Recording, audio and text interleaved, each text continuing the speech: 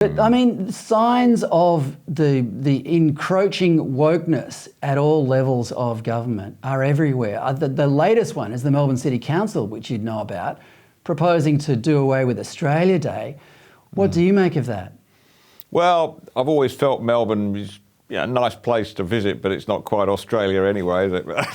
I'm sorry, that was just blatant prejudice from somebody who loves Sydney. But look, it's pathetic, really. I think it's my view, Fred. I just think that they just cannot recognise there's something bigger than themselves and their own work cause, and that's the nation which we are fortunate enough to live in. I mean, we've got, as you know, next week we're celebrating Neville Bonner, the first Indigenous Member of Parliament, who gave his maiden speech 51 years ago this week. And it's an amazing speech because Bonner is clearly proud to be there as an Aborigine, as he calls himself, unfashionable as that word is now. And he's proud of that. But he makes it abundantly clear, first and foremost, his allegiance is to his country, and he's there to do the best for all people in the country. He's not there to run a special mission for his own people, proud as he is of them. And that's been lost, hasn't it? We're all now special interest groups. It's all Melbourne City Council and their own little peculiar way of thinking about the world, and they don't seem to want to be part of this fantastic country, which actually makes me quite angry, I have to say. And me too. And I can tell you where I think it's being lost. It's not rocket science, this.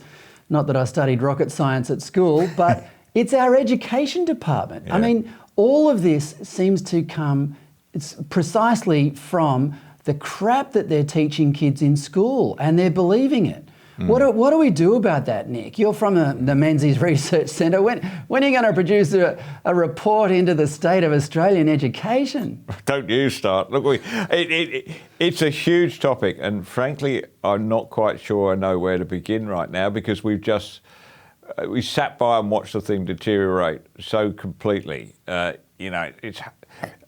You're sure we need to address the curriculum. We can do a lot more there. We need to get more material in there. But in the end, it's the attitude of the people that are running it, and the quality of the teachers. And if they've been brought up on this, they've gone to university and they've been taught all this, unpatriotic nonsense, that's their view of the world. And how you change that, I don't know, except maybe keep reminding kids of what a fantastic country this is. Maybe, I've got the idea, this is one I've been harbouring for a while.